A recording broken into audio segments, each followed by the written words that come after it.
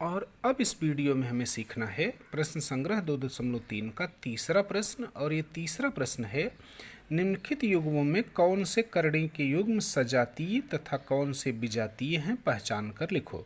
तो हमें सजातीय और विजातीय समझना है। तो पहले तो सजातीय विजातीय समझ लेते हैं, फिर प्रश्न देखेंगे। देखिए, सबसे पहले सजातीय और विजातीय। सजातीय जानने के लिए देखिए, कोई भी दो करणी है, अगर इस तरह से है कि 4 करणी में 2 और 6 करणी में 2, ये जो अंदर का अंक होता है इसको करणी अंक कहते हैं, इसको करणी अंक कहते हैं।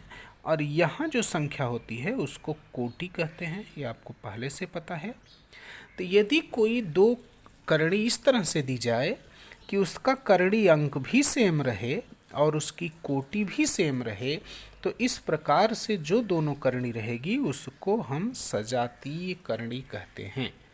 और सेम अब इसका विपरीत आप समझ लीजिए, अगर इनमें से कोई भी एक चेंज रहेगा, जैसे कोटि भी चेंज रहेगी या करणी अंक, दोनों में से कुछ भी चेंज रहेगा, तो उसी को हम विजातीय करणी कहते हैं। अब ध्यान रखिए, इस बाहर के अंक से कोई मतलब नहीं, ये अलग अलग हो सकता है। हमें ध्यान किस पर देना है? कोटि पर और करणी अंक पर। तो इस प्रकार से हम बता सकते हैं। तो अब देखते हैं जो प्रश्न नंबर 3 है, उसका जो पहला प्रश्न है, देखिए, करणी में 52 और 5 करणी में 13। तो पहले करणी में 52 है। अब इसको हम क्या लिख सकते हैं? करणी में 13 गुणे 4, और करणी में 13 गुणे 4 का मतलब 13 और 4 में से वर्गमूल, तो 4 का वर्गमूल 2 बाहर होता है, तो 2 बाहर आ गया और अंदर कितना बच गया? करणी में 13। तो ये पहला करणी में 52 को हम कैसे लिख सकते हैं? 2 करणी में 13। और फिर अगला क्या है? 5 करणी में 13।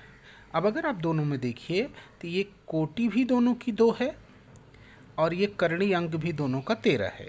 इसका मतलब है कि ये करणी में 52 और 5 करणी में 13 ये सजातीय करणी हैं। क्यों? क्योंकि इनकी घात और करणी अंक दोनों समान हैं, इसलिए ये जो करणी है ये सजातीय करणी है।